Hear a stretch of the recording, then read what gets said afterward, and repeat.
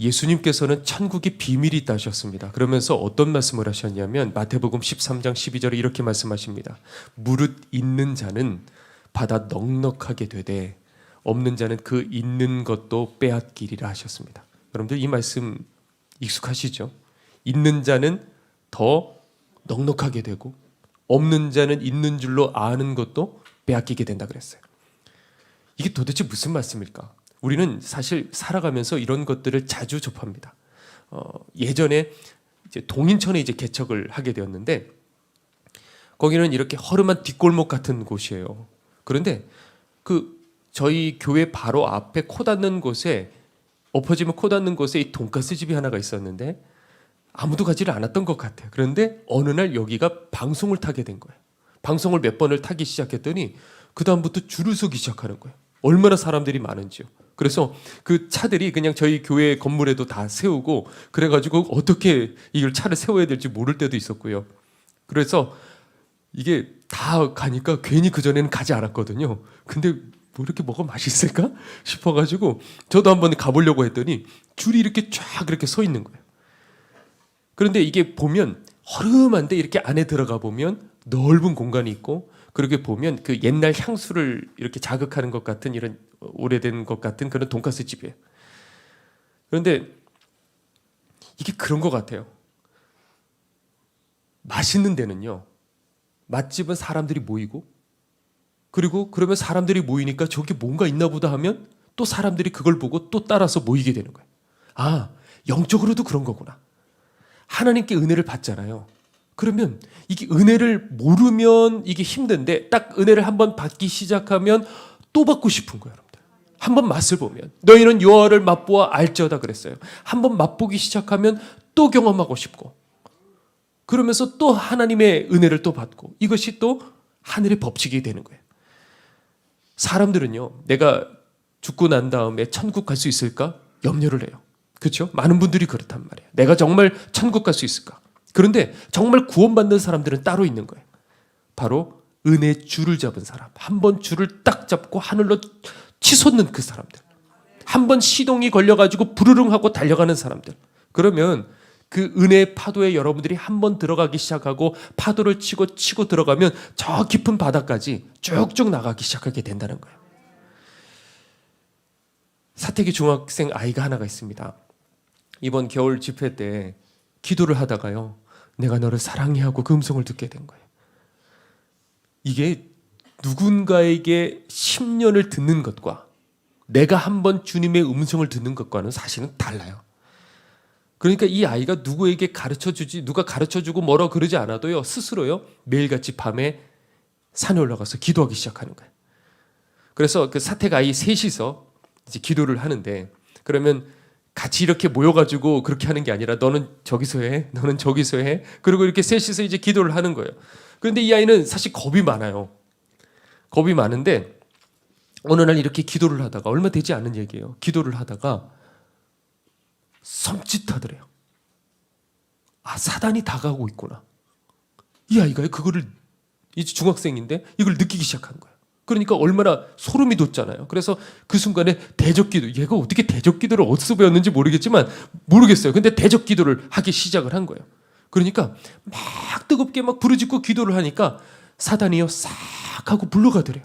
그러면서 평안이 물밀듯이 밀려들어오는 거예요. 그리고 그 다음에 어떻게 되는지 아십니까? 그 순간부터 더 깊이 기도가 들어가기 시작하는 거예요. 이게 제가 정말 놀랐어요. 왜냐하면 이걸 아는 사람들이 별로 없어요. 이 사단의 이 공격들이 있고 그거를 그 두려움을 이기고 하나님을 매달리고 그래서 그 영적으로 그 싸움에서 이겼을 적에 더 깊은 그 은혜까지 들어가는 이 어린아이가 이걸 어떻게 할까? 제가 깜짝 놀랐어요. 2시간 넘게 기도를 하는데 목사님 이게 어떻게 시간이 지나가는지 몰라요. 그러는 거예요.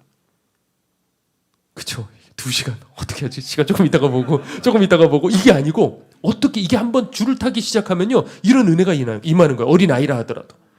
그래서 이제는 여기서 끝내지 않고 어떻게 하냐면 거기 이제 저희 앞에 중학교가 있어요.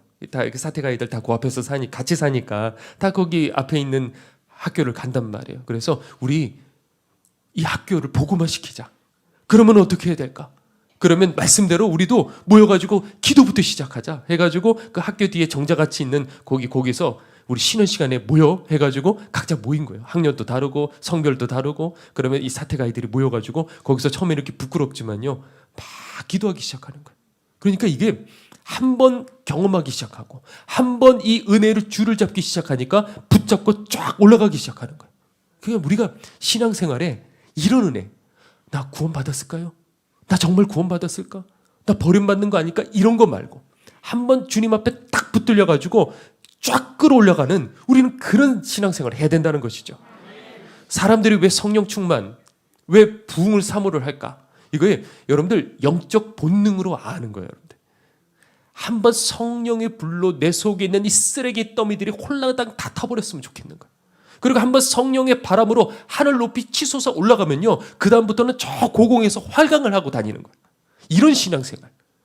그런데 아무리 내가 회개를 해도 죄의 쓰레기 더미가 더 쌓이는 것 같아요. 그렇죠? 더 쌓이는 것 같아요. 그리고 아무리 내가 기도를 해도 제자리에서 자꾸 점프만 뛰는 것 같아요. 해도 잘 안 되고 자꾸 시계 보고. 이게 아닌데 신앙생활이라는 게 정말 이럴까? 사도행전을 봤을 적에 정말 이게 신앙생활일까? 이게 아닌데 하는 의문들이 여러분들에게도 분명히 있으실 거예요. 그래서 무릇 있는 자는 바다 더 넉넉하게 되고 없는 자는 그 있는 줄로 아는 것도 세월이 지나면 다 잃어버리는 거예요. 이 말씀이 복음서에 3번이 쓰입니다. 물론 여러 번 나오지만은 그게 추려보면 3가지 이야기에 쓰입니다. 하나는 뭐냐면 씨 뿌리는 자 비유, 그리고 하나는 달란트 비유, 그리고 문화 비유, 이렇게 쓰입니다. 구원받은 사람은 이런 뜻이에요. 열매를 맺는데 분명하게 맺는다는 거죠. 반대로 토양이 알맞지 않으면 아무리 동일한 씨가 뿌려진다 할지라도 자라다가 메마르게 된다는 것이죠. 그러니까 내가 정말 구원받았는지 분명하게 알고 싶은가? 이걸 많은 사람들이 다 이 고민을 가지고 있어요. 내가 정말 구원받았을까? 그런데 그러려면 어떻게 해야 되느냐? 토양을 만들어줘야 되는 거예요. 토양. 일단 조건만 맞아 떨어지기만 하면, 그래서 그 위에 은혜의 씨가 뿌려지는 거는 이거는 하나님의 소관이에요. 그렇죠? 근데 나는 이 토양을 만들어주는 거예요. 그거는 누구에게 달려있는 거예요? 나에게 달려있는 거예요. 그러면 그 씨가 뿌려졌을 적에 내 토양이 어떻게 준비가 되어 있느냐에 따라서 말라 비떨어지는, 아니면 30배, 60배, 100배. 저 이게 궁금한 거예요. 왜 2배, 3배 이것도 어마어마한데 왜 30배, 60배, 100배냐? 분명한 결과라는 거예요. 분명한 결과. 한 번 은혜의 시동이 걸리면 어떻게 된다고요? 쫙 하고 달리는데 그게 안 되면 계속해서 차를 미는 거에 뒤에서 힘들게. 아, 이게 신앙생활일까? 이런 게 아니라는 거예요. 여러분들은 나는 아닌 것 같은데요. 여러분들은 지금 신앙이 흙수저라고 혹시 생각하십니까? 난 아닌 것 같은데. 여러분들 그렇지가 않습니다. 박 목사님이 이번에도 한번 그 얘기를 나눴는데, 저희 공동체 내, 그러니까 종들만 하더라도 한 75명 이상 있을 것 같아요. 지금 저도 정확하게 몰라요. 너무 많으니까. 지난번 우리 연합 예배 때 얼마나 많이 있습니까? 주요 종들도 얼마나 많은지 모르겠어요. 그런데 목사님이 2종이 있다. 제가 처음에 사택으로 왔을 적에 2종이 있대요. 하나는 뭐냐? 하나님께서 택해서 부르신 종. 그런데 그 종은 딴 데 가면 절대 안 돼요. 딴 거 하면 다 망해요. 그래서 매맞고 깨지고 해가지고 결국에는 돌아오는, 아예 주의 종밖에 될 수 없는 하나님이 택하신 그 종이 있대요. 그리고 다른 한 종은 그냥 자기가 좋아서, 지가 좋아서 하는 종. 그런데 어느 날 목사님이랑 같이 그 대화를 좀 여러 번 나눴는데 보니까 그 택하신 종은, 그냥 이건 제 생각이에요. 목사님께 여쭤보지는 않았지만 느낌에 저희 많잖아요. 종들이 정말 많은데 그 중에 정말 하나님께서 택하신 그 종은 별로 없는 것 같아요. 제 그냥 느낌에 5손가락 안에 들어갈까? 그리고 나머지는 뭐라고요? 지가 좋아서 한 종. 죄송해요. 누군지 모르니까 뭐 상관없잖아요. 그렇죠? 그렇죠? 그러니까 제가 처음에 사택에 들어왔는데 그거를 저한테 자꾸 얘기를 하시는 거예요. 2종이 있다. 목사님 뭘 얘기하시려고 그러는지? 나는 그럼 어느 편에 속했을까? 이걸 마치 이 상자를 열어버리면 끝장날 것 같아갖고 차마 제가 어느 종인지 과연. 그런데 뭐라 그러시냐면 두 종이 있는데 이게 주님이 택하신 종은 아무래도 다르겠죠. 그렇죠? 아마 굳이 얘기하지 않아도. 그런데 뭐라고 그러시냐면 아무리 택한 종이 있고 지가 좋아서 한 종이 있다 하더라도 지가 좋아서 한 종이 열심히 내가 흙수저라 하더라도 노력하고 결단하고 싸우고 자신을 못 받고 훈련하고 하다가 보면 결국 택하신 그 종보다도 더 위에 올라가게 된다는 거예요. 그러면서 항상 여러분들 설교를 통해서 들으셨겠지만 뭐라고 얘기하시냐면 이 가장 처음부터 시작하는 이 종들을 뭘 가르치시냐면 제일 귀한 분들을 카피부터 시작해라. 카피를 해야 된다. 네 것 갖고 하면 어느 세월에 여기까지 올라갈 수 있냐. 최고의 사람들을 카피해라. 아마 여러분들 직장 생활도 그렇고 뭐 장사도 그렇고 다 마찬가지일 거예요. 그거부터 시작한다는 거죠. 그러니까 오늘 우리가 이삭의 이야기를 하려고 그러는데 이삭은 금수저잖아. 그게 아니고 최고의 사람, 하나님의 인정하시는 최고의 사람을 카피해서 내 것으로 만들면 내가 흙수저 혹시 스스로 그렇게 느낀다 할지라도 세월이 지나면 어떻게 된다고요? 그 위로 올라서게 된다는 거예요. 아멘. 자, 그러면 그 영적 원리, 정말 하나님께서 내 삶 속에서 사로잡아 주시고 함께 하시는 그 인생, 나는 어떻게 될 수 있을까? 그 영적 원리로 오늘 이 시간 여러분들과 몇 가지로 좀 나눠보려고 합니다. 자, 첫 번째는 뭐냐면 내 영혼을 깨우는 신앙의 멘토를 만나야 되는 거예요. 참 이건 중요합니다. 인간은 태어나면서부터, 아니 태어나기 전부터 이미 계속 누군가에게 영향을 받아요. 제 딸 보고 야, 너 뭐 먹고 싶니? 어디 갈까? 그래도 얘는 뭐라 그러냐면 누룽지 먹고 싶대. 계란 후라이. 엄마 계란 후라이, 누룽지. 이거 보면 영락없이 제 입맛인 거예요. 이거 속일 수가 없는 거예요. 이게 유전자라는 게 무섭죠.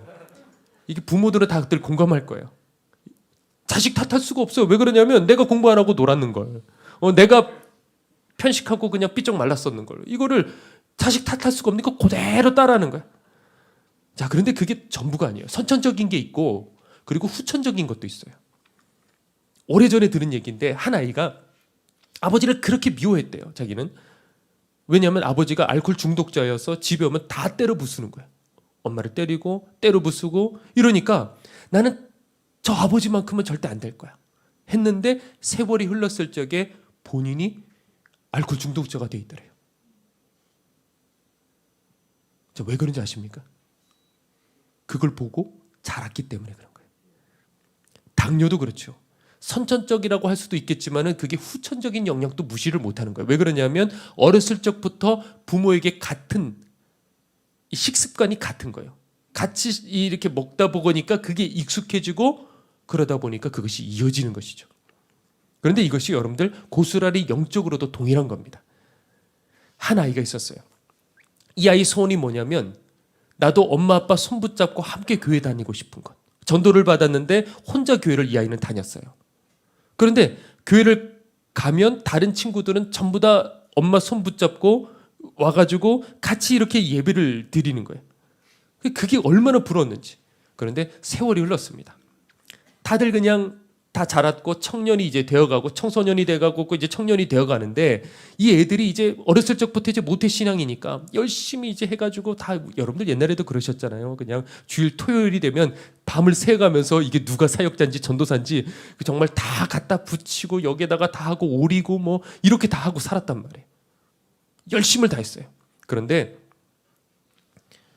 세월이 지나서 청년이 되고 학생이 되고 그리고 또 직장을 가지면서 그 애들이 전부 다 뿔뿔이 다 흩어지고 교회에 더 이상 안 다니는 그런 아이들이 돼버린 거예요. 왜 그럴까? 그리고 그 애들은 다 없고 혼자 그렇게 다니고 있더래요, 교회를. 왜 그럴까? 여러분들 왜 그런지 아십니까 혹시? 그 애들 부모 밑에서 어렸을 적부터 신앙생활하고 그렇게 열심히 했던 그 아이들 왜 떠났을까? 왜냐하면 번뜩 생각이 나더래요. 어느 날 어렸을 적에 이렇게 있는데 교회를 이제 가는데 보니까 그 어린애들이 같이 이렇게 모여 있더래요. 그러면서 자기네들끼리 쑥덕쑥덕 얘기를 하고 있는데 이 애가 이렇게 다가가니까 입을 딱 막더니 그냥 흩어져 버리더래요. 저 왜 그러지? 하고 그랬는데 어느 날 그걸 들었어요. 그게 뭐냐면 부모들이 교회 욕하는 거예요. 누구 욕하고 판단하고 비판하고 이런, 물론 그게 맞을 수도 있어요. 그런데 그런 것들이 자녀들 앞에서 이게 술술술술 얘기가 나오니까 애들이 그거를 듣고 애들끼리 모여가지고 그거를 같이 비판하고 교회 정죄하고 판단하고 있는 거예요. 그게 이 속에 한편으로는 가위로 오리고 풀로 붙이고 하지만은 이 마음속에 교회를 향한 이 비판과 이 판단이 점점 성장하면서 나중에 딱 임계점이 왔을 적에 주님을 떠나가 버리게 된 거예요. 그러니까 여러분들 멀리 있는 게 아니에요. 인생에 있어서 내가 누구를 만나느냐, 내가 어디 있느냐, 이것이 우리들의 운명과 심지어는 구원까지도 좌우되게 된다는 것이죠. 이삭은 이 블레셋의 그랄 지방에서 살았어요. 이 아브라함의 종들의 기억을 더듬어서 그 그랄 지방의 이 우물물을 이제 과거에 했던 그 우물물을 이제 다시 이제 뚫어가지고 이제 복구를 이제 시킨 거죠. 자, 그걸 기반으로 농사를 해가지고 뭐라고 됐냐면 100배의 결실을 맺어서 이제 이삭은 거부가 되었다 이렇게 되어 있습니다.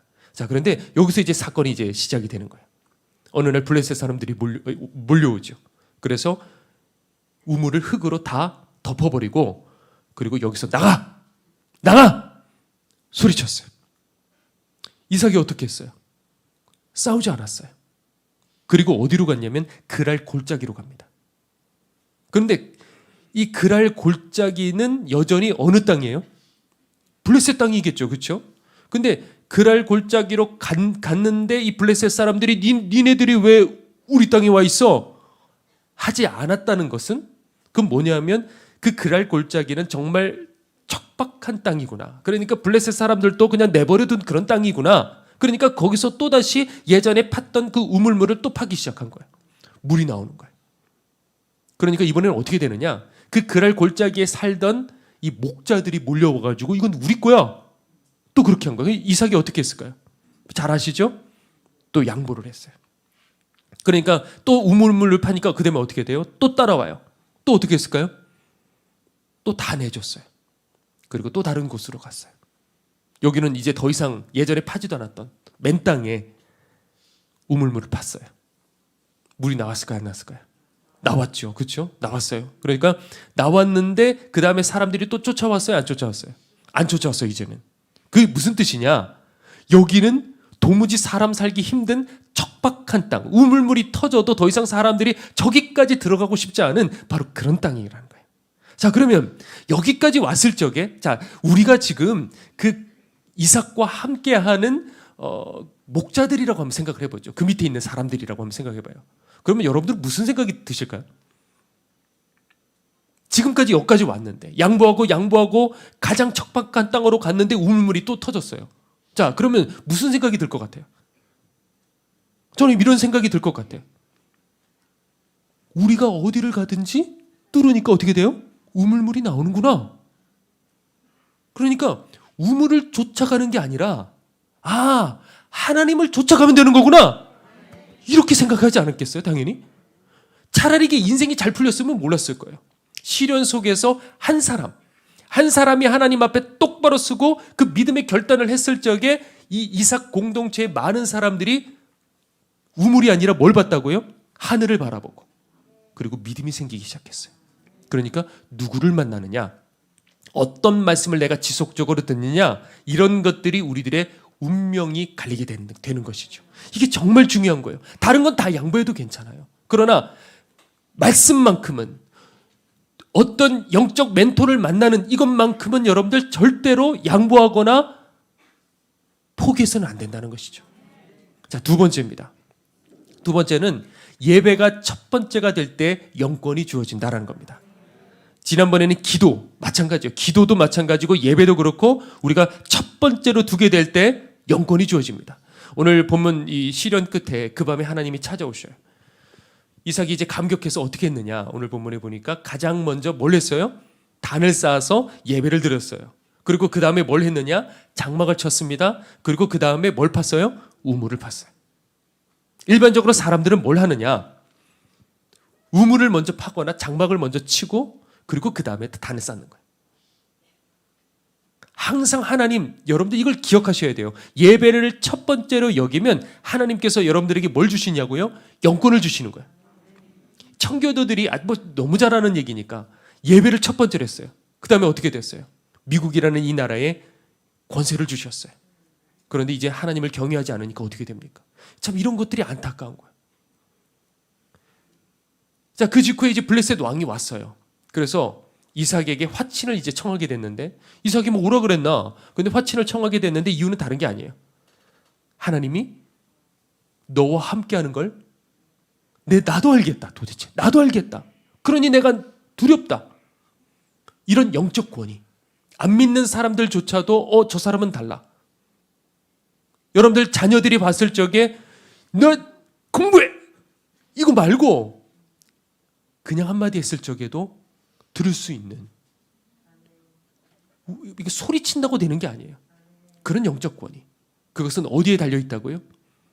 예배에 달려있다는 거예요. 예배를 첫 번째로 드릴 때. 이삭이 이걸 어떻게 알았을까요? 이걸 어떻게 알았을까? 알기는 어떻게 알았겠습니까? 부모에게 배우는 거예요. 모리아 산에서 눈물을 흘리면서 자신을 찌르렸던 그 아버지 모습.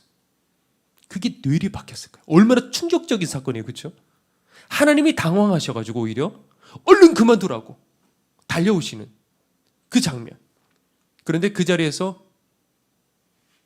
칼을 떨어뜨리고 뒤돌아 통곡했던 그 아버지 뒷모습에서 이 어린 이삭의 뇌리 속에 깊이 박히는 거예요. 그러니까 이게 어디서 그냥 탁 하고 튀어나오는 게 아니에요. 그걸 항상 보고 배우고 자라왔기 때문에 그래요. 물론 여러분들이 나는 흙수저인데 아니에요. 여기서부터 배우면 되는 거예요. 이 안에서 배우면 되는 거예요. 하나님을 첫 번째로 둘 때 하나님께서 나를 첫 번째로 두시는구나. 내가 하나님을 어떻게 여기는지는 예배를 보면 아는 거예요. 우선순위가 정말 예배인가? 아니면 먹고 사는 일이 먼저고 예배는 다음인가? 오늘 좀 누구 만나니까 내가 오늘 좀 늦잠 잤는 걸 오늘 안 드려도 다음 주가 있잖아. 이런 식으로 생각하는 거예요. 그러니까 어떤 이런 일들이 있으면 예배는 쉽게 빠져버려요. 그런데 또 보면요. 같은 이유로 직장은 빠져요, 안 빠져요? 안 빠진다고요. 여러분들이 잘 아시죠? 직장은 안 빠져. 이게 이해가 안 되는 거예요, 저는. 하나님이 직장보다 못하실까?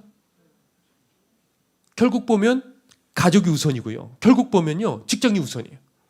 내가 살만해야지 하나님 찾는 거지. 그게 바로 마귀가 주는 음성이에요. 마귀가 예수님께 광야에서 나타나서 첫 번째 했던 유혹이 뭐예요? 의식주 문제 가지고 나오죠. 야, 하나님 말씀에 순종하는 것도 중요하지만 먼저 먹고 사는 게 그게 우선이야. 정신 차려. 이게 마귀가 오히려 가만히 보면 이게 현실적이에요. 그렇죠? 그런데 믿음은 어때요? 비현실적이어 보여요. 이런 내 상식을 깨고 하나님을 첫 번째로 두는 바로 그 사람. 그게 바로 믿음이라는 것이죠. 그럴 때 하나님께서 우리의 장막도 그리고 우리들의 우물도 책임져 주신다. 이거를 그냥 이삭의 얘기로 끝나버리면 그러면 나와 상관이 없는 거예요.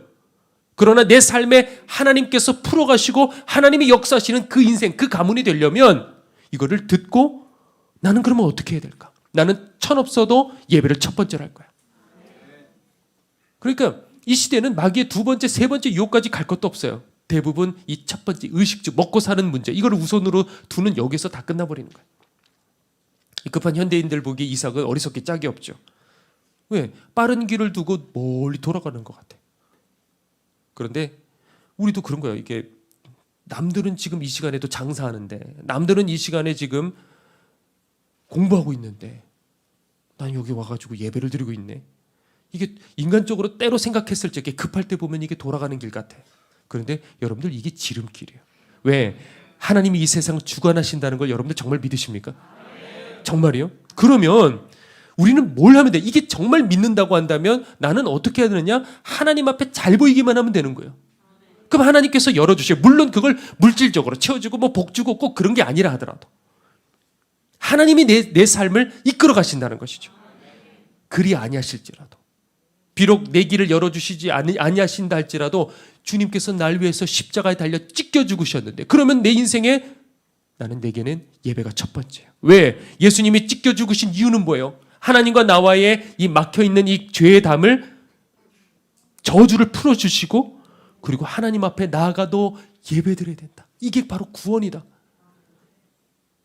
이것 때문에 죽으셨다고 한다면 이 자리가 얼마나 귀한 자리겠습니까? 자, 세 번째입니다. 세 번째는 그릇이 되어야지 채워주시는 거예요. 무엇이 되어야 된다고요? 그릇이 되어야 채워주신다. 꽤 듣는 얘기인데 예전에 그 다락방에 보면 목양실이 있었어요. 그걸 이제 허물었는데 예전에 작았는데 그거를 이제 증축을 해가지고 이렇게 했는데 그거를 이제 허물어 버렸죠. 그런데 그 목양실에 있었을 적에 이제 제가 거실에 이렇게 있는데 어떤 부부가 들어오시더라고요. 그래서 그 거실을 지나쳐서 이제 목양실로 이제 들어가셔서 상담을 하셨어요. 그리고 좀 상담을 하시다가 그 부부가 나오시더니 다들 이렇게 우시면서 가시더라고요. 그래서 제가 목사님께 여쭤봤어요. 목사님, 저 부부는 도대체 무슨 일 때문에 저렇게 우십니까?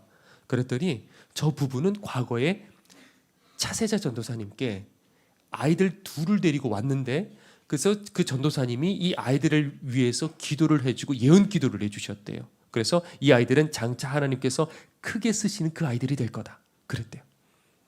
그런데 그때 찾아와가지고 박 목사님께 뭐라고 얘기를 했냐면 지금은 큰 사람이 되는 것도 아니고 쓰임 받는 것도 아니고 부모 말도 안 듣는 세상 속에 파묻힌 그 아이가 돼버렸다고 그렇게 얘기를 하는 거예요. 그러면 그 예언이 틀렸습니까? 틀린 게 아니고요.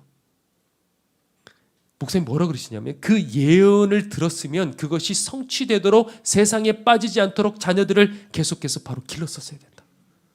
그러니까 그 부부에 흘렸던 그 눈물은요, 지나간 그 과거, 돌이킬 수 없었던 그 과거의 후회의 눈물이었던 것이죠.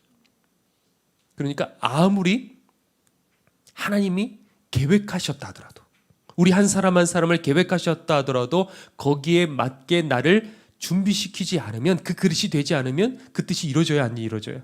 안 이루어진다는 것이죠. 그리고 이삭도 마찬가지예요. 하나님께서 아브라함을 기뻐하셔서 내가 너를 통해서 믿음의 가문을 만들겠다 약속을 하셨어요. 하늘의 별과 같이, 그리고 바다의 모래알과 같이 네 가문을 통해서 내 뜻을 이룰 거다. 자, 그런데 그렇다고 약속이 자동적으로 이루어질까요? 그러니까 우리가 이 부분을 좀 생각해 볼 수 있어야 돼요. 그러면 자동적으로 그냥 아브라함을 통해서 약속하셨기 때문에 어떻게 그냥 그 밑에 자녀들이 개차반같이 살아도 그냥 알아서 그냥 자동적으로 다 이루어질까요? 아니에요. 우리가 지금까지 봤던 그 성경들을 보면 그렇지가 않아요.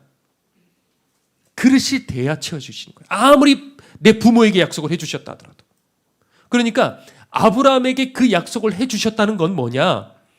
이삭도, 그리고 야곱도, 그리고 요셉도 계속해서 하나님 은총에 걸맞는 그 사람으로 내가 훈련시키겠다는 그 말도 되는 거예요. 그렇죠? 그걸 그렇게 우리가 이해할 수 있어야 되는 거예요. 무조건 주시는 게 아니에요. 그런데 거기에 내가 굴복하지 않고 내가 순종하지 않으면 그 약속은 이루어져야 안 이루어져요? 안 이루어진단 말이죠. 그럼 이삭은 뭘 했는가 오늘?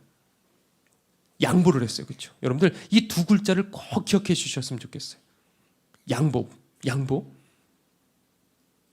무슨 전 재산을 드리고 뭐 이런 게 아니라 하나님의 은총은 이런 작은 것. 이삭은 요 하나를 가슴속에 새겨놓고 끝까지 살았어요. 더 이상 사람들이 쫓아오지 않을 그 자리까지 양보하고 그러면 이거를 우리가 묵상할 수가 있겠죠. 그러면 이 양보라는 단어를 가지고 나는 어떻게 살 수 있을까? 예를 들어 가난한 노숙자에게 내 옷을 입혀줄 수가 있는 거죠. 나에게 상처 준 그 사람 앞에 내 자존심 양보하고 찾아가서 먼저 손 내밀 수가 있는 거예요. 내 시간을 양보하고 하나님 앞에 올려드릴 수가 있는 거예요.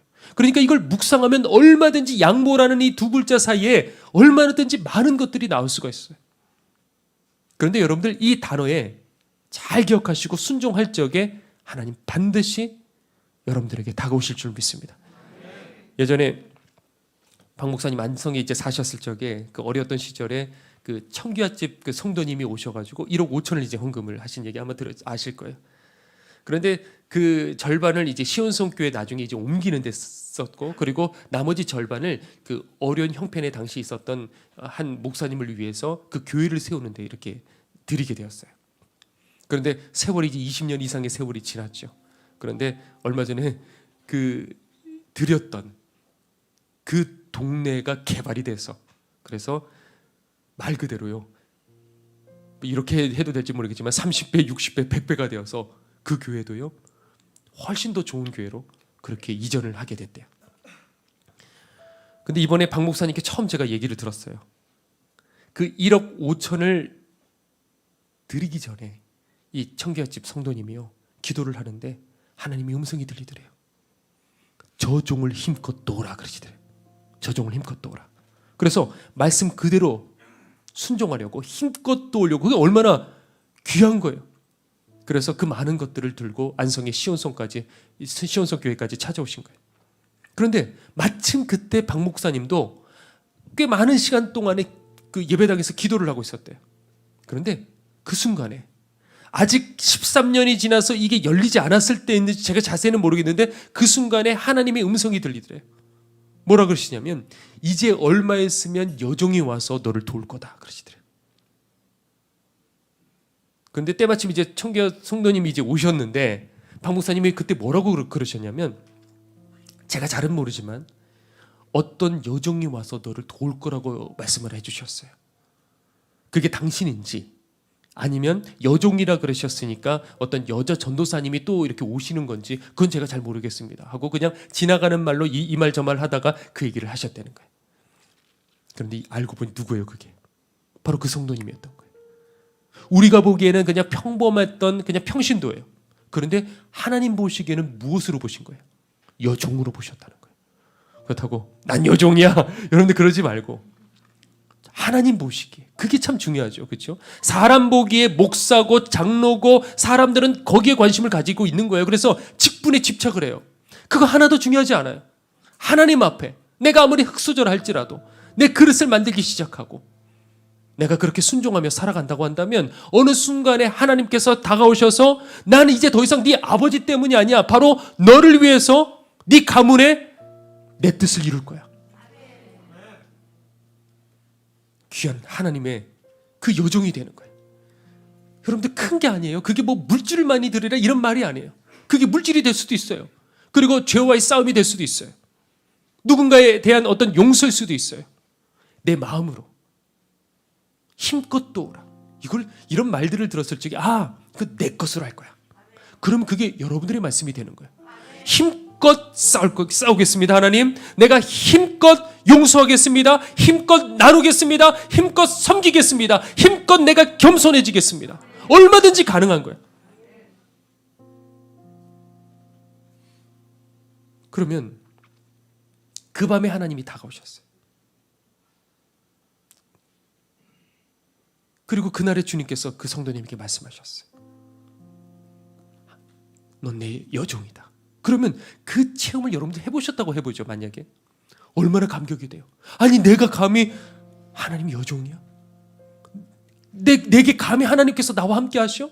그러면 그 은혜가 여러분들로 하여금 더욱더 갈망하게 만들고 사모하게 만들고 순종하게 만들고, 그러면 그 사람은 더 어떻게 됩니까? 더 깊은 은혜로 들어가게 되는 거예요.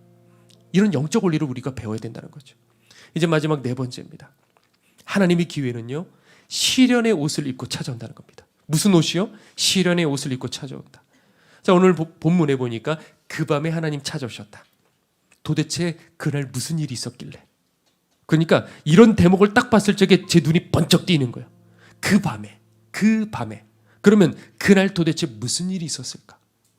그래서 하나님은 도대체 뭘 보시고 이삭에게 찾아오셨을까?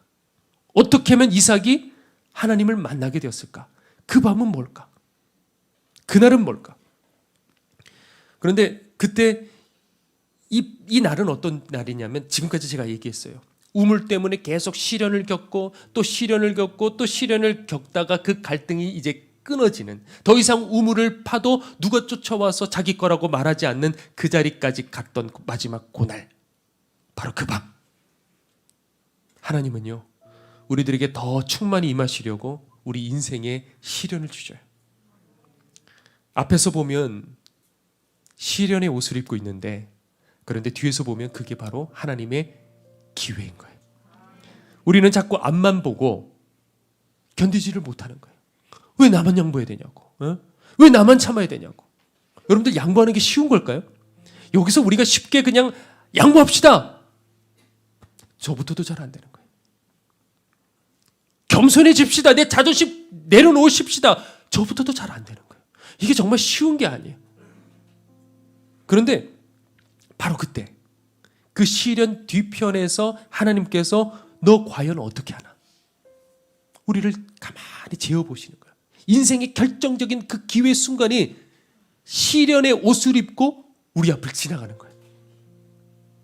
그 그랄 골짜기에서 이제 목자들이 다툼이 일어났잖아요. 그러면 니네 이건 내 땅이야, 네 땅이야 막 이렇게 일어날 적에 그때 족장이 짜잔하고 나타났을 적에 이 우리 목자들이 뭐라고 생각하겠습니까? 아, 우리 족장이 나타났으니 이제는 다 해결해 줄 거야. 그렇죠? 강아지를 다 끌고 바깥에 나가면요 막 짖어대는 거예요. 이제 나타났어요. 우리 주인이 나타났어. 자, 그런데 뭐라고 그럽니까? 야, 그만 얘기해. 우리 딴 데로 가자. 괜찮아. 다 양보해줘. 가자. 했을 적에 이 사람들은 어떻게 생각했겠습니까? 리더십에 문제가 생기는 거예요. 앞에서는 그러겠죠. 내 주여. 그러나 뒤에서는 수근수근 될 거야. 우리 주인은 겁쟁이야, 겁쟁이. 저 한 번도 그냥 한마디라도 좀 해주지. 이걸 이삭이 지나가다가 들었을 수도 있을 거예요. 그럼 얼마나 마음이 속상할까? 한 번도 아니고 두 번. 두 번도 아니고 계속. 하는 일마다 막히고 가까운 사람들이 나를 비웃기 시작하고 그럼 이게 무슨 생각이 드냐면 이게 지금 내가 가는 이 길이 정말 하나님 기뻐하시는 길이 맞을까? 왜 이렇게 가는데 나는 계속 양보를 하는데 하는 것마다 왜 이렇게 자꾸 막히고 또 막히고 내 인생의 시련이 끝나지는 않을까? 이 길에 대한 혼란이 찾아와요. 그렇죠? 이런 거 아실 거예요. 여러분들 인생을 살아오시면서. 그러니까 이럴 때 오늘 이 말씀을 꼭 기억하시라는 거예요. 제 설교 말고 이 성경 말씀이요. 이걸 잘 기억하셔야 된다고요. 시련 뒤편에 뭐가 있다고요? 하나님의 기회가 있다는 거예요. 제가 한 가지 얘기하고 오늘 말씀 정리하죠. 어느 날 한 성도님이 저희 교회 이제 등록을 하신 거예요. 그런데 얼마 안 돼서 그분 남편이 암에 그만 걸린 거예요. 그래서 저는 앞에서 말 안 하죠. 근데 뒤에서 이제 금식 기도하기 시작하는 거예요. 하나님 고쳐달라고. 하나님 고쳐주십시오. 그런데 신기한 일이 일어났어요. 뭐냐면 그렇게 제가 결단한 그날 밤에 잠을 자는데 딱 하고 눈을 떴는데 보니까 새벽 3시인 거예요. 이게 왜 신기하냐면 저는 하루 종일 하루에 4시간? 뭐 오늘 뭐 이렇게 보면 4시간도 못 잤어요. 그러면 이거를 일주일 내내 365일 뭐 그렇게 자요. 적게 잘 땐 2시간 자고 많이 잘 적엔 4시간 뭐 때로 6시간 잘 때도 있긴 있어요. 근데 이게 익숙해지다가 보니까 그 정도 되면 눈을 떠요. 그런데 그러다가 보니까 이 자는 시간이 너무 적으니까 제가 항상 얘기하잖아요. 잘 때 여보 나 왜 이렇게 잠이 안 와? 10초가 안 걸려요. 그리고 그 자는 시간이 엄청 깊이 자는 것 같아요. 그러니까 지금 살아있죠 제가. 깊이 잠들어요. 그래서 예전에 기숙사에 있을 적에 다들 싸우고 막 난리가 났대요. 유일하게 친구가 그랬는데 야 다 깼는데 저 위층에 있는 다 깼는데 너만 안 깼어. 바로 옆에서 일어났는데 저만 안 깼대. 그 정도로 제가 깊이 자요. 그런데 그런 제가 제일 깊이 자는 시간대가 언제냐면 새벽 3시예요. 근데 정확하게 보란듯이 새벽 3시에 딱 깨니까 하나님 기도하시라는 것보다. 그래서 그 자리에서 무릎 꿇고 기도하기 시작하는 거예요. 하나님 고쳐주십시오. 하나님 살려주셔야 돼요. 가장입니다. 이분 무너지면 안 돼요.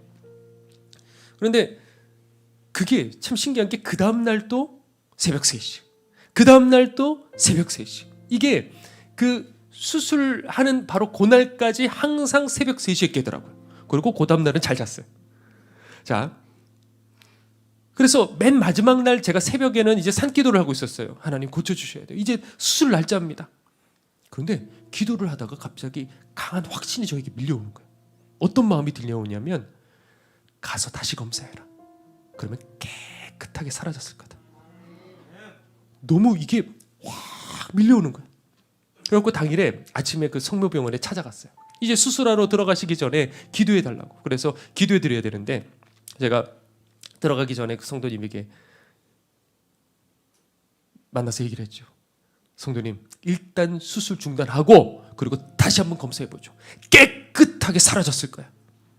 라고 말을 하고 싶었지만 이렇게 말을 했다가는 저 미친놈이야. 만약에 아니면 정말 있으면 어떡하냐고요. 그러니까 이게 제가 믿음이 없었던 거예요. 그래가지고 돌아서서 아직도 생각이 나요. 심호흡을 한번 하고 이번엔 내가 꼭 말할 거야. 그리고 또 하는데 이게 말이 안 나오는 거야. 그분은 그대로 그냥 들어가셨어요. 너무 죄송해요. 그대로 들어가셨는데 열고 이게 보니까 있어요, 없어요? 없어요. 그거를 20년 동안 이 한 분야 갖고 이것만 수술하고 수술했던 이분이 이건 말도 안 돼, 이거는 소리를 치더래요. 내가 이 분야만 20년을 했는데 이거 검사 다 하고 충분히 다 했는데 왜 없냐고 그러더래요. 그렇게 그 성도가 이제 퇴원을 했어요. 그리고 얼마 후에 이제 거기 이제 신방을 갔어요. 근데 왜 그 기적이 일어난지 알았어요. 남편이 이제 암에 걸려서 이걸 어떻게 해야 될까? 어떻게 해야 될까? 고민하던 중에 방청소를 혼자서 이제 청소기 갖고 돌리고 있는데 TV가 하나 보이더래요. 그래, 이거부터 처리해야겠다. 그 생각이 버뜩 들더래요. 그래서 청소를 하다가 청소기를 슬쩍 밀어버렸대요. 그래갖고 이 TV가 와장창 하고 깨져버렸대. 제가 그 얘기를 듣는데 이거구나. 하나님께서 이분의 중심을 보시고 고쳐주셨구나. 저는 제가 금식 기도해가지고 뭔가 된 줄 알았는데 그게 아니고 이 아내분의 하나님 앞에 깨끗하게 서고 싶었던 그 중심을 보셨구나. 그럼 여러분들 멀쩡한 집에 있는 TV를 또 그렇다고 부수지 마십시오. 그런다고 무슨 일이 이루어지고 그런 게 아니에요. 그 시련을 통해서 이 성도님은 남들 모르는 귀한 체험을 하게 된 거예요. 하나님 함께 하시는구나. 그리고 제가 가만히 관찰을 했는데 제가 그런 얘기를 했어요. 저 성도는 응답받는 비결을 알고 있어. 많은 사람들이 모르는 그 비결을 알고 있어. 무섭게 응답받기 시작하는 거예요. 누구를 기도하면 그 사람이 주님 앞에 돌아와요. 누구를 위해서 하면 그게 되는 거예요. 이루어지는 거예요.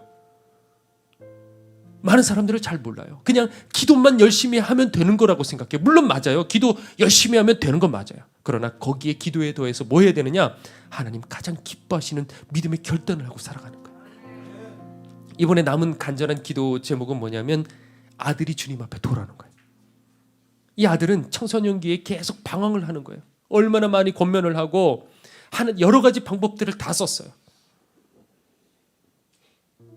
국내에서 이게 안 좋은 아이들과 어울릴까 봐. 그래서 해외까지도 보내기도 하고 아예 어디로 그냥 집어넣어가지고 거기 아예 그냥 그 예배만 드리고 말씀만 듣고 아예 그런 데서 그냥 계속 살게 만들기도 해보고 눈물로 얼마나 많이 기도를 해보고 해봤는데 얘는 돌아오면 또다시 예전으로 돌아가는 거예요. 그러다가 성도님 한 가지 방법을 생각해냈어요. 그래, 하나님 가장 기뻐하시는 일에 내 인생을 던져버리면 하나님께서 내 아들을 변화시켜 주실 거야. 이 생각을 가지게 되신 거예요. 그리고 그게 적중했어요. 지극히 작은 자를 위해서 하나님 앞에 정말 눈물나게 최선을 다하시는데 이거는 저보다 더 성도님이 귀하게 사역을 하시는 거예요. 그리고 그 모습을 어느 순간에 아들이 보기 시작을 했고 그거 모습, 어머니의 진실한 그 모습을 보고 닫혀있던 이 마음이 열리기 시작했고 그리고 그 아들도요 어느 날부터 지금까지 계속 매일같이 그 일, 노숙자들을 섬기는 그 일들에 매일같이 동참하기 시작했어요. 그래서 이번에 이제 그 성도님 생일이었던 거예요. 그래서 아들이 쓴 편지를요 제가 우연히 나도 줘 해가지고 이거를 잠깐 제가 보게 되었어요. 그거를 제가 한번 여러분들에게 읽어드리고 오늘 말씀 마칠게요. 이제는 늙어버린 어머니의 생일을 축하드립니다. 하루하루 하나님의 일을 하며 바쁘게 사는 당신의 모습이 그 어떤 모습보다 더욱더 빛나고 아름답습니다. 내 믿음이 흔들릴 때, 내 믿음 넘어질 때 아직 성숙하지 않은 신앙생활과 믿음을 가진 저는 당신이 하나님을 믿습니다. 최근 들어 힘든 일들이 생겼지만 지금 내 마음은 우울감에 사로잡히지 않고 오히려 평안합니다. 왜냐하면 당신의 희생을 그리고 당신의 사랑을 그리고 믿음을 하나님께서 기억하시기 때문입니다. 때론 넘어질 때도 무기력할 때도 신앙생활의 방법을 모를 때에도 당신의 가르침이 있었기에 그것들이 쌓여 지금의 내가 되었습니다. 내게는 그 누구와도 비교할 수 없는 소중한 사람, 내게는 자랑스러운 사람, 엄마가 내 엄마라 나는 너무나도 축복된 사람, 나도 이젠 하나님을 위해 대가를 지불하는 사람이 될 것입니다. 지금까지 그래왔듯이 당신은 하나님의 기억에 남는 사람, 또 앞으로 나의 엄마가 돼주세요. 얼마나 감동이 되는지. 누가 뭐라 해도 여러분들 하나님 앞에 살아가십시오. 아무도 보지 않는다 하더라도 하나님 앞에 결단하십시오.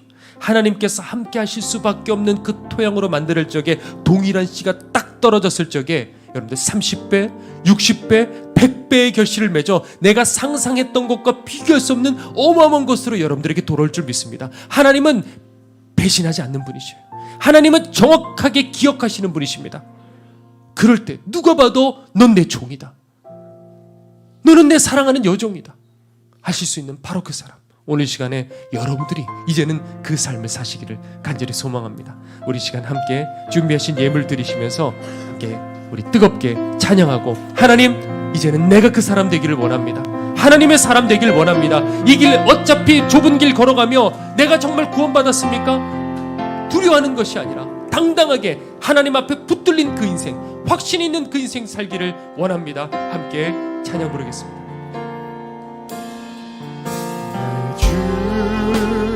나의 하나님이여, 주를 경배합니다. 주 사랑하는 나의 마음을 주께서 아시나. 다시 한번 고백합시다. 나의 주, 나의 하나님이, 나의 주, 나의 하나님이여, 주를 경배합니다. 주 사랑하는 나의 마음을 주께서 아시나이다.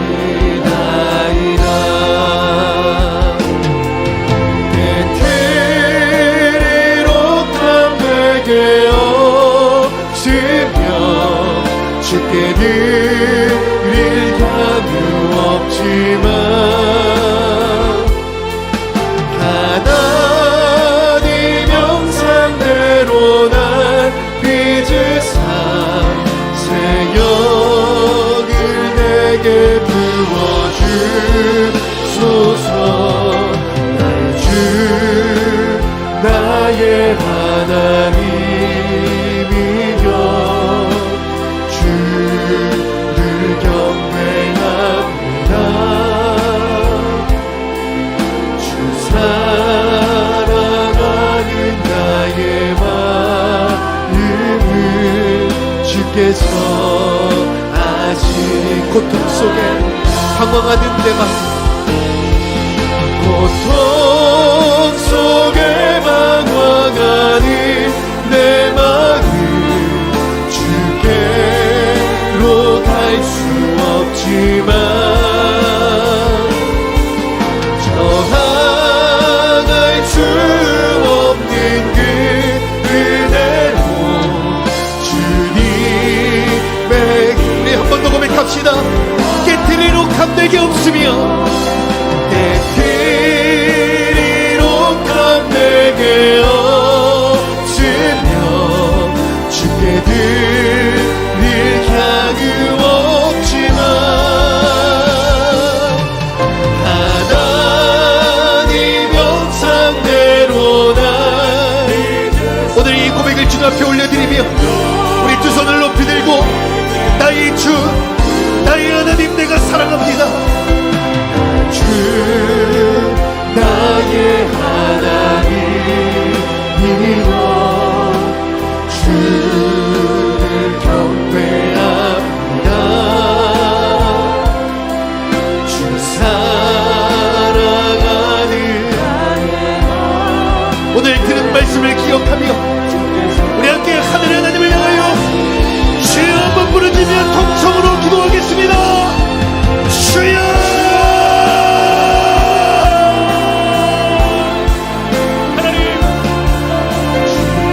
하나님은 지금도 살아계십니다. 시련 속에서, 고통 속에서, 모험과 억울함과 가난과 아픔과 눈물 속 기근복이 되어있다 할지라도 하나님, 우리들을 지켜보시는 하나님, 우리들의 눈물의 기도를 하나님 이 시간에 다 들으시며 우리들 곁에, 우리들의 당장에 달려오셔서 우리들의 눈물을 닦아 막아주시기를 원하시지만, 그러나 그 모든 시련을 이기고 넘어가 하나님의 그 그릇이 될 때까지, 쓰실 만한 하나님의 사람이 될 때까지 기다리시는 하나님의 마음은 얼마나 아프실까요? 하나님, 우리들은 하나님의 마음을 생각하지 못하고 온통 내 환경과 내 상황과 내 아픔만을 생각하고 있으니 이를 어찌해야 됩니까? 하나님, 이 시간에 우리들에게 다가오시기를 원하시는 하나님, 우리들을 끌어안아 주시기를 원하시는 하나님, 비록 들리지 않더라도, 비록 보이지 않더라도 오늘 이 삶처럼 묵묵히 우리들이 가야 할 그 길을 순종하며 겸손히 나아가게 하여 주시옵소서. 그리할 때, 그 밤에 하나님의 때가 될 때, 하나님의 뜻이 이루어질 때, 그 모든 것들이, 그 조각난 것들이 맞춰져 하나님의 아름다운 구원의 그림이 될 줄로 믿습니다. 응답되지 못했던 기도의 제목들, 무너진 가정과 돌아오지 않는, 도무지 회개하지 않는 자녀들, 눈물로 기도하지만 하나님, 왜 내게는 아무런 일도 이루어지지 않습니까? 그러나 주님께서 그 모든 것들을 지켜보시고 그 모든 블레셋이 잠잠해질 때까지, 또 동일하게 내 심령이 잠잠해질 때까지, 비록 광야의 길을 걸어가지만 그러나 그 길 끝에 그 밤에 하나님 다가오시오 우리들을 만나주시고, 너는 사랑하는 내 종이다, 너는 사랑하는 내 여종이다, 내가 너를 통해 나의 뜻을 이루겠으며 너의 가문을 통해 구원을 이루겠노라. 하나님, 우리들도 이제는 하나님의 사람이 되게 하여 주시옵소서. 도무지 내 영혼조차도 감당할 수 없는 흑수저 같은 우리들의 인생, 그러나 이제는 은혜의 줄을 타고 하나님께 붙들림 받을 수 있는, 하나님께 쓰임받을 수 있는 당당한 믿음의 인생이 될 수 있도록 하나님, 이 시간 인도하여 주시옵소서. 하나님, 이 시간 인도하여 주시옵소서. 결단하게 하여 주시옵소서. 다시 한번 믿음의 길을 결단하여 낭망하지 아니하고 버려졌다 생각하지 아니하고 끝까지 길 가게 하여 주시옵소서. 하나님, 왜 우리들은 그 앞에 시련의 옷을 보고서 쉽게 좌절하고 낭망하는지요? 왜 하나님을 바라볼 수 있는 눈이 없는지요? 왜 그 믿음의 눈이 없는지요? 우리들이 하나님의 마음을 좀 더 헤아릴 수 있었으면 좋겠습니다. 하나님, 안타까워하시며 지금이라도 얼른 달려와서 그 품에 끌어안고, 괜찮아, 내가 너 지키고 있어, 너 쓰러지지 않을 거야, 달려오고 싶으셔도 우리들을 만들어 가셔야겠기에, 그 그릇을 만드시기 위해서 그 곁에서 눈물 하나 닦여주시지 못하고, 한번 그 얼굴을 쓰다듬어 주시지도 못하고 그 앞에 애타하시는 그 하나님의 오늘 손길을, 그 얼굴을 흘리시는 그 눈물을 이 시간 우리들 볼 수 있게 하여 주시옵소서. 하나님, 때가 필요한 겁니다. 하나님, 그 밤에 찾아오시기까지 이삭은 많은 시련과 아픔과 믿음과 그리고 연단을 받았어야만 했습니다. 그러나 주님의 때가 이른 그때, 그 밤에 주님 찾아오셔서 내가 너를 통해서 이제 내 모든 뜻을 이루게 될 거야 약속하셨던 것처럼, 오늘 믿음의 자녀들이 오늘 이곳에 있습니다. 주님, 하나님 앞에 이 시간에 올려드리오니 주님 기억하여 주셔서 오늘 이삭을 이끄셨던 것처럼 하나님이 시련이 시련으로 끝나지 아니하고 그 뒤편에 하나님 우리들을 기억하시고 우리들로 하나님의 귀한 사람으로 만드시기 위한 하나님의 기회의 땜을 깨닫게 하여 주시옵시고, 이제는 묵묵하게 순종하며 이 시련을 통해서 나를 철저하게 하나님 뜻에 알맞는 그릇으로 훈련시켜 주시옵소서. 지금은 모든 것들이 막막하고, 지금은 하나님 내 사랑하는 자녀들이 돌아오지 않고 내 이 간절한 기도의 제목들이 풀리지 않는다 할지라도, 주님의 때가 이르게 됐을 적에 하나님 오히려 모든 것들이 다 풀려 이것이 모든 것이 하나님께서 하셨구나 감격하며 기가 막힐 그때가 반드시 찾아올 줄 믿습니다. 그러나 그리하지 아니하실지라도 우리들은 여전히 주님 앞에 나를 순복하며 굴복하며 이 믿음의 길을 걷기를 원하오니 주여 이곳에 있는 주의 모든 성도들과 그리고 온라인을 통해서 예배드리고 있는 모든 성도들을 주님의 강한 손으로 끝까지 붙잡고 이끌어 주시옵소서. 이 시간 저희들도 귀한 예물을 우리들의 마음과 땀과 아버지 정성을 담아 하나님 앞에 이 시간 올려드리오니 주님 꼭 기억하여 주셔서 하나님 지극히 작은 한 사람 지극히 작은 하나님의 사람 하나님 쓰임받게 하여 주셔서 그것이 그들이 세워지게 되고 회복되게 되고 그리고 주님 앞에 찬송하게 되는 하나님 그 한 가지 일을 위해서 온전히 우리들이 드린 예물과 우리들의 인생을 드리기를 원합니다. 주님 받아 주시옵소서. 그러나 오늘 이 시간에 주님 경제적으로 고통당하고 있는 지체들이 있습니다. 하나님 아버지 육신적인 고통과 정신적인 고통으로 어쩔 줄을 몰라 눈물만 흘리는 성도들이 있습니다. 이 시간에 나사렛 예수 그리스도 이름의 능력으로 치유하여 주시옵시고 회복시켜 주시옵소서.